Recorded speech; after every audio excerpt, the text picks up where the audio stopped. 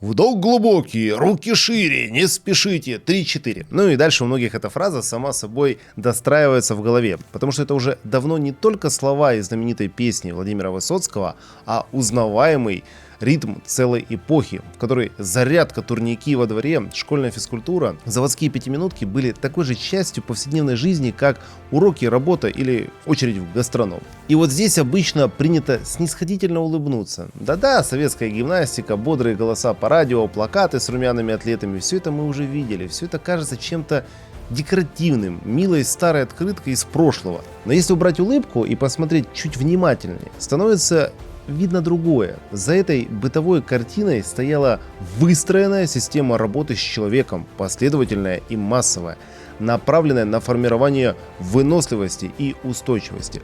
Друзья, петь я больше не буду, а я вам скажу, что это проект исторической справедливости патриотического движения «Победа 945». С вами я, Павел Кухаркин.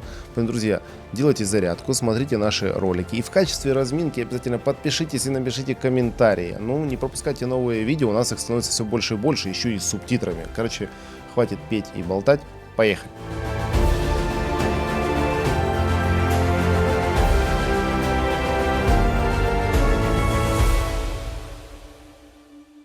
В этом выпуске разберем, как массовая физическая культура в Советском Союзе стала частью государственной системы и почему к 1941 году она оказалась фактором, который напрямую влиял на выносливость миллионов людей и в конечном счете на исход тяжелейших испытаний, через которые проходила страна. К 1941 году речь шла уже не о зарядке и не о привычке подвигаться с утра, а о способности миллионов людей выдерживать серьезную нагрузку, держать темп, работать на пределе и продолжать движение тогда, когда остановка означала поражение. Начиналось все, казалось бы, с простого, с утренней гимнастики, которая с 1929 года входит в эфир по всесоюзному радио.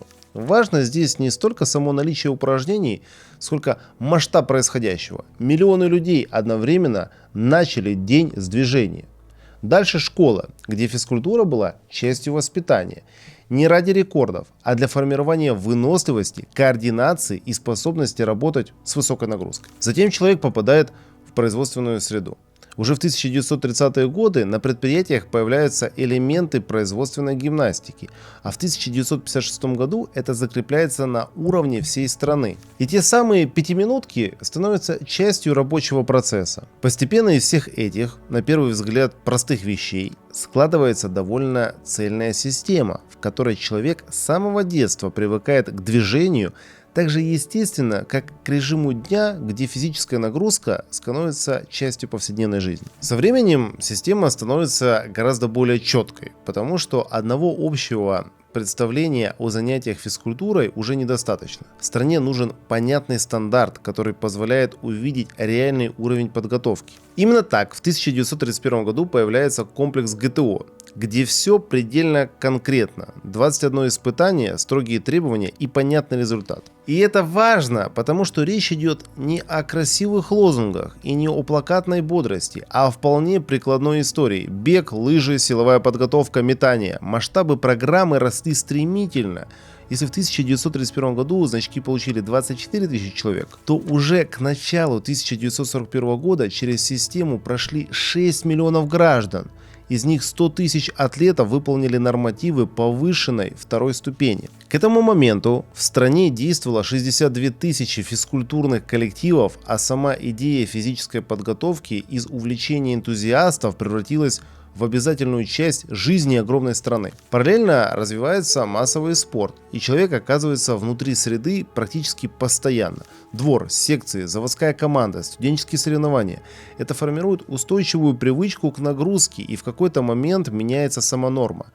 Человек легче переносит усталость, лучше держит темп и спокойнее реагирует на напряжение. Внезапно оказывается, что вся эта система не только про здоровье и дисциплину, это напрямую связано с обороноспособностью государств. Когда начинается война, все это сразу приобретает практический смысл, потому что фронт очень быстро и без всякой жалости показывает, чего стоит человеческое тело, насколько оно готово к переходам с полной выкладкой, к холоду, к недосыпу, к постоянной нагрузке, которая не заканчивается после одного рывка и не дает права на слабость. В этих условиях разница видна сразу. Значкист ГТО уже умел метать гранату на 40 метров, преодолевать полосу препятствий и совершать марш-броски. Когда говорят, что советские люди оказались готовы к этой нагрузке, за этими словами стоит статистика. За годы войны более 80% личного состава некоторых разведывательных и десантных групп составляли именно ворошиловские стрелки и значкисты ГТО. Это была выносливость как образ жизни, позволившая выдержать темп там, где обычный человек просто сдавался. Это особенно заметно на примере лыжных подразделений. В первую военную зиму было сформировано более 300 специальных лыжных батальонов, куда шли люди, для которых многокилометровые переходы были нормой еще с довоенных пробегов. Благодаря этой закалке части могли совершать ночные марш-броски на 30-50 километров по глубокому снегу в обход дорог и внезапно выходить в тыл противника. Что для немецких войск, не имевших подобной массовой подготовки, казалось чем-то запредельным. Разведка предъявляла требования еще жестче. Скрытое движение, работа сутками без отдыха, постоянное напряжение, в котором физическая выносливость напрямую влияла на результат. То же самое касается десантных операций и действий в тылу, где способность выдерживать нагрузку и не выпадать из ритма имела уже не теоретическое, а буквальное значение. И важно, что это касается не только тех, кто непосредственно воюет, потому что есть еще тыл, где нагрузка ничуть не меньше, просто она другая. Это заводы, эвакуация, работа в тяжелых условиях, где люди по 16 часов в сутки делают свою работу и при этом держатся. Отдельная линия — спортсмены высокого уровня, у которых эта готовность была доведена до предела. Например, Николай Копылов, один из сильнейших советских марафонцев до военного времени, чемпион СССР, рекордсмен. Человек, который привык работать на дистанции, где решает не скорость на старте, а способность дойти до конца. Он проходит фронт от первых месяцев войны до Берлина, становится командиром гвардейской танковой бригады, участвует в берлинской операции, ведет бои, форсирует водные преграды, берет города и за эти действия получает звание Героя Советского Союза. И это как раз тот случай, когда спортивная выносливость и способность держать нагрузку напрямую превращается в успешный военный результат. Или Борис Галушкин, чемпион республики по боксу, человек серьезной школы, ученик Градополова, который мог бы спокойно строить тренерскую карьеру в тылу. Но в 1941 году уходит на фронт и оказывается в специальных подразделениях, выполнявших задания в тылу противника. Это уже совсем другой масштаб нагрузки и ответственности. Диверсии, эшелоны, техника, постоянный риск, цена любой ошибки. За выполнение специальных задач в тылу противника Галушкину посмертно присваивает звание Героя Советского Союза. Николай Королев. Один из самых известных советских боксеров довоенного периода, многократный чемпион страны, попадает в партизанский отряд, участвует в диверсионной работе и в какой-то момент делает то, что не требует дополнительных комментариев.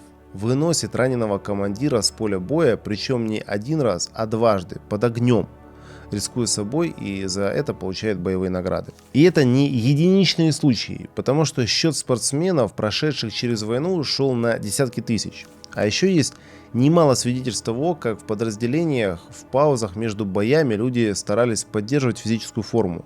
Кто-то делал упражнения, кто-то устраивал небольшие соревнования, не ради спортивной победы, а ради того, чтобы сохранить себя в рабочем состоянии. Ведь в здоровом теле здоровый дух. Дух победителей. К концу 40-х стало ясно. Советский спорт — это не про секунды и метры, а про запас прочности. ГТО и заводские спартакиады не были показухой, это был прагматичный расчет. Государству требовался человек, способный выживать и побеждать в любых условиях. Ну и плюс здоровый человек.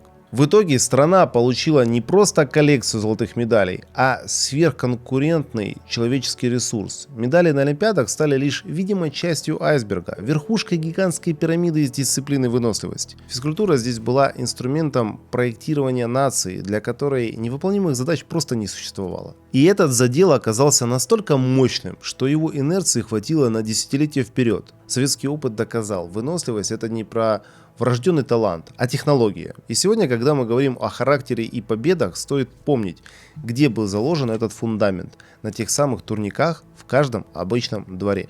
Поэтому, друзья, если вы это смотрите утром, бежите на зарядку, на турники. Если вечером, то не забудьте утром проснуться и сделать зарядку. Давайте тоже быть здоровыми, потому что в нас заложен этот дух победителей. На этом все.